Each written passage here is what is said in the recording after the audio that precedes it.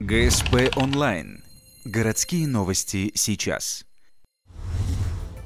Понедельник, 22:20. Арена Ледового дворца. Стартуют игры ночной хоккейной лиги. В нашем городе они проводятся впервые.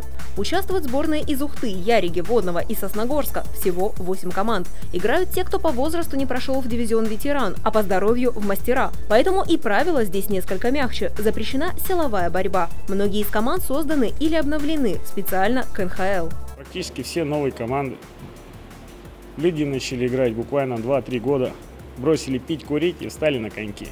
В первой игре НХЛ встречаются Арктик-2 и Ночные Волки. Парни в оранжевом – это бывший стройпроект. Арктик – обновленная любительская команда «Планета Университет». Она усилена игроками из профессионального женского клуба и тренерским составом. С мужчинами маленько сложнее играть, потому что они по скорости сильнее и по мощности мощнее, чем мы.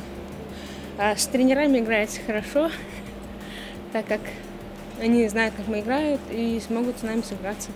Матч начинается с активных атак. Обе команды проверяют друг друга на прочность. От гола спасают ловкие голкиперы.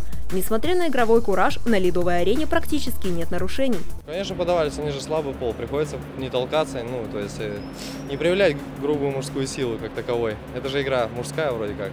Женский спорт, сами понимаете, немножко неуместно. Счет открывают Ночные Волки. За полминуты до конца первого тайма Артем Шашков выходит 1 на 1 с голкипером, обманывает его и забрасывает гол. Счет 1-0. В заключительном отрезке игры на второй минуте Артем Шашков снова вырывается вперед.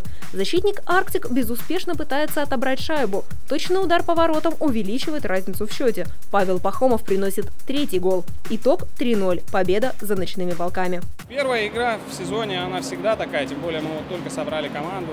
Девочки молодцы, они показали вообще хороший хоккей, достойный. И по-прежнему я считаю, что мы вообще должны были выглядеть как-то иначе. А просто не сыграли свою игру, установки были даны, они должны были играть в пас, аккуратненько, а сбились на сумбур.